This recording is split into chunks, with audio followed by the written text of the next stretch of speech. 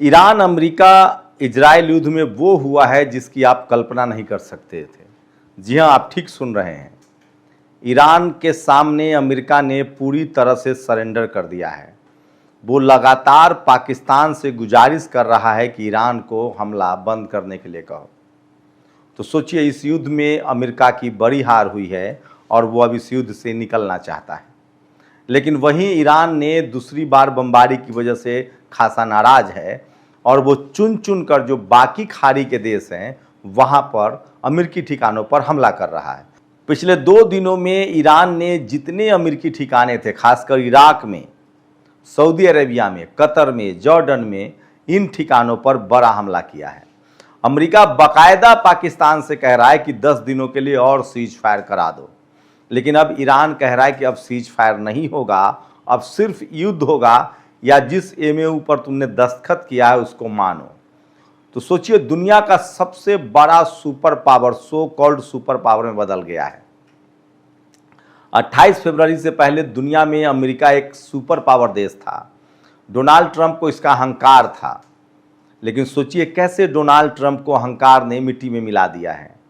उस अमेरिका को ईरान ने हरा दिया है युद्ध में, जिस अमेरिका ने कभी 2 परमाणु बम गिराए थे जापान पर, लेकिन तब लोगों ने उसको माफ़ कर दिया क्योंकि वो वर्ल्ड वॉर था, विश्व युद्ध था, और उस समय हिटलर जैसे लोगों के साथ जापान मिला हुआ था।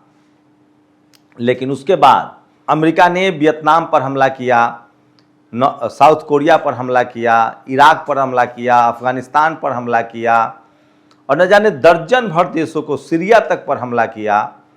लेकिन अब धीरे धीरे उसका मनोबल बढ़ता जा रहा था। उसे लग रहा था कि वो सुपर पावर है और किसी भी देश पर हमला कर सकता है। अमेरिका 21वीं सदी का एक साम्राज्यवादी देश बन गया था। वो सिर्फ हमला ही नहीं करता था, पूरी दुनिया को कंट्रोल करता था। जिन देशों पर वो हमला नहीं करता था, हमला उसी देश पर करता था जिसके राष्ट्रपति या प्रधानमंत्री अमेरिका की बात मानने से इनकार कर देता था, और जो देश उसकी बात मानते थे उस पर वो तमाम प्रतिबंध लगाता था। वो व्यापार पर प्रतिबंध लगाता था, वो अपने यहाँ से हथियार खरीदने के लिए कहता था, अपने यहाँ से ट्रेड डील करता था, मतलब आपको अमेरिका के साथ व्यापार करना है।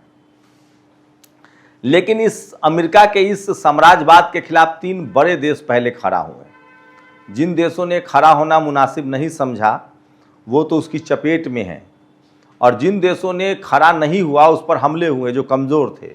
इराक पर हमला हुआ, अफगानिस्तान पर हमला हुआ, अभी आपने देखा होगा वेनेजुएला के राष्ट्रपति का अपहरण कर लिया।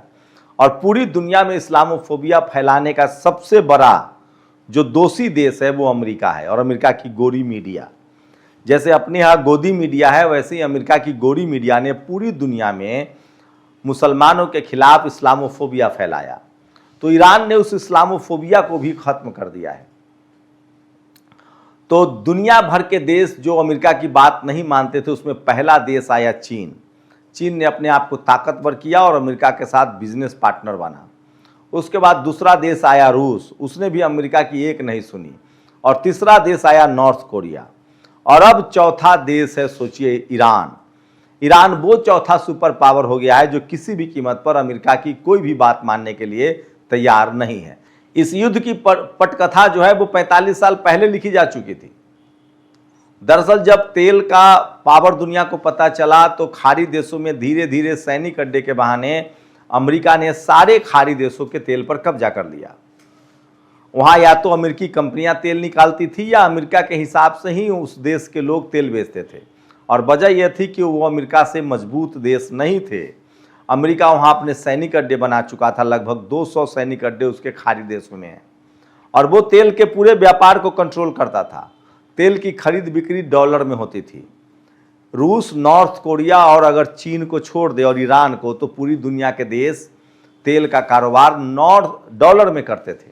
ये थी अमेरिका की ताकत का सबसे बड़ा कहानी। लेकिन इसमें ईरान ने उसके राह में कहा कि हम नहीं आएंगे। बाद में सद्दाम हुसैन ने कहा हम नहीं मानेंगे तुम्हारी बात, उसको मार दिया। गद्दाफी ने कहा नहीं मानेंगे, उसको मार दिया। ईरान ने कहा कि नहीं मानेंगे, तो 45 साल से प्रतिबंध लगाया गया ताकि वो कमज़ोर हो जाए, लाचार और बेबस हो जाए, उसके बाद हम उस पर कंट्रोल कर लेंगे। और इसी वजह से 28 फरवरी 2026 को हमला किया गया ईरान पर। इस हमले की शुरुआत टेस्ट किया गया इजराइल के जरिए। पहले इजराइल को कहा गया कि तुम फिलिस्तीन पर हमला करो और अगर ईरान में ताकत होगी तो फिलिस्तीन को बचाएगा, नहीं तो अगर फिलिस्तीन को वो बचाने नहीं आया इसका मतलब ईरान कमजोर है और हम उस पर हमला करेंगे। इजराइल ने फिलिस्तीन को मिट्टी में मिला दिया, बच्चे बूढ़े बुजुर्ग सबको मार डाला। लेबनान और हिजबुल्लाह, जो हिजबुल्लाह है और हुती, वो सामने आए, हमास सामने आए, लेकिन वो टिक ना पाए। लेकिन खामनेई तैयारी कर रहे थे, वो लगातार कह रहे थे कि इस युद्ध में अब आगे बढ़ा अगर इजराइल तो हम उसे खत्म कर देंगे। फिलिस्तीन के साथ साथ ईरान पर भी उसी समय हमला हुआ। जब फिलिस्तीन पर टेस्ट कर लिया गया कि हम युद्ध जीत जाएंगे, तब फिर ईरान पर भी हमला हुआ। लेकिन ईरान ने 9-10 दिन चले इस युद्ध में मुंहतोड़ जवाब दिया। उसके बाद अमेरिका और इजराइल पीछे हट गए।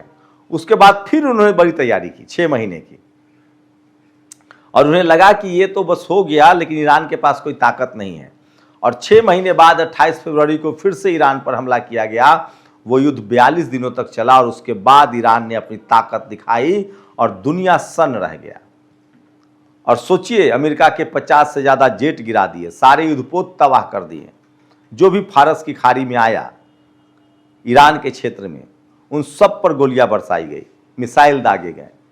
खाड़ी देशों में जितने 200 करीब अमेरिकी ठिकाने हैं वो अब लगभग खत्म हो चुके हैं। और अमेरिका की कोशिश थी कि खाड़ी देशों से ईरान पर हमला करवाया जाएगा और हथियार भी बेचा जाएगा। लेकिन सोचिए, ईरान ने अपनी आज़ादी नहीं जीती है। पूरी दुनिया अमेरिका के इस गुलामी से आज़ाद हो गया है। अब दुनिया का कोई भी देश अमेरिका के इस वॉर ट्रेड को नहीं मानना चाहता है। पूरा यूरोप अमेरिका के खिलाफ है, जर्मनी, फ्रांस, स्पेन। वही स्पेन जिसने अभी फुटबॉल का वर्ल्ड कप जीता है। सोचिए, अमेरिका में फुटबॉल का वर्ल्ड कप स्पेन ने जीता है। लैटिन अमेरिकी देश मैक्सिको, ब्राजील, जो अमेरिका से दबे रहते थे, वो अमेरिका के सामने खड़ा है।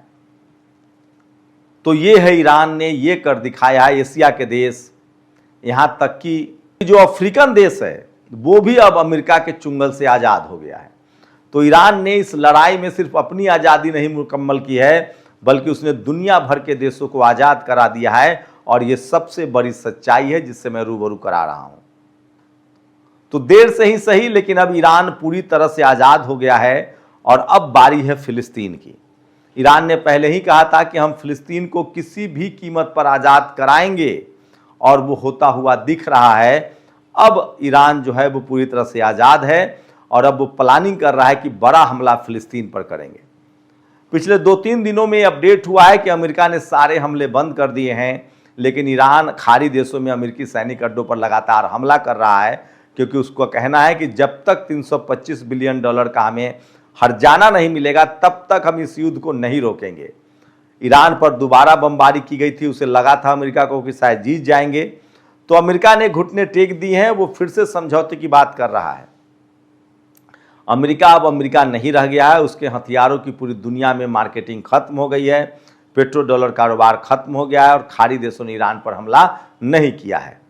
अब ईरान की एक मुश्त कोशिश है कि किसी तरह से अरब देशों को मिलाकर एक नेटो जैसा संगठन बनाया जाए और इजराइल को पूरी तरह से नेस्तनाबूद करके फिलिस्तीन को आज़ाद कराया जाए, क्योंकि ईरान की प्राथमिकता में रहा है फिलिस्तीन की मुकम्मल आज़ादी। तो सोचिए कि अमेरिका अभी युद्ध हार चुका है, इसलिए मैं कहता हूँ आदि का अंत होता है, ताकत का अंत होता है, और वो अंत हो चुका है। तो डोनाल्ड ट्रंप जो राष्ट्रवाद के नाम पर आया था, अमेरिका को महान बनाने के नाम पर वो सत्ता में आया और उसने अमेरिका को ही गर्त में मिला दिया है और अमेरिका ईरान से युद्ध हार गया है। ये सबसे बड़ी खबर है। वो पाकिस्तान के सामने गिड़गिड़ा रहा है कि 10 दिनों का और सीज फायर करवा दो, लेकिन अब ईरान साफ साफ कह रहा है कि अब हमले नहीं रुकेंगे। अब हमले तभी रुकेंगे जब हमें हर्जाना मिलेगा। दरअसल अमेरिका में अब सिर्फ 1 महीने का तेल बचा हुआ है। अगस्त के बाद वहाँ तेल खत्म हो जाएगा, और अगर अगस्त के बाद होर्मुज नहीं खुला तो अमेरिका में तबाही और बर्बादी शुरू हो जाएगी, क्योंकि जो वेनेजुएला का तेल है वो तब तक रिफाइन नहीं हो सकता है जब तक उसमें खाड़ी देशों का तेल न मिलाया जाए। तो 2 दिन हम आपसे जरूर दूर रहे होंगे इस खबर को लेकर, लेकिन सच्चाई है कि पिछले 2 दिनों में ईरान ने लगातार खाड़ी देशों पर, अमेरिकी ठिकानों पर हमला किया है। और ईरान ने तो ये भी कह दिया है कि अब हम अमेरिकी शहरों को भी निशाना बनाएंगे अगर अब हम पर हमला किया गया। उसके बाद से ईरान पर कोई हमला अमेरिका ने नहीं किया है और इराक में लगातार अमेरिकी ठिकानों को ध्वस्त कर दिया गया। सोचिए, ईरान के विदेश मंत्री इराक में है और इराक पर हमला भी किया जा रहा है जो अमेरिकी ठिकाने हैं। तो लगभग खाड़ी देशों से सारे अमेरिकी ठिकाने ध्वस्त हो गए हैं। ईरान अब पूरी तरह से स्वतंत्र है और अब उससे दुनिया के भर के देश जो है तेल आराम से खरीद सकेंगे, क्योंकि कोई भी अमेरिका की बात मानने के लिए तैयार नहीं है। तो ये सबसे बड़ी अपडेट थी। आप अपनी राय जरूर दीजिए। शुक्रिया। नेशनल दस्तक की आपसे गुजारिश है कि अगर इसको बचाना चाहते हैं तो नेशनल दस्तक को सब्सक्राइब करने के लिए रेड कलर के सब्सक्राइब बटन को दबाएं, फिर बेल आइकन की घंटी दबाएं। नेशनल दस्तक को बचाने के लिए बहुत जरूरी है कि हर खबर को शेयर करें, लाइक करें, कमेंट जरूर करें।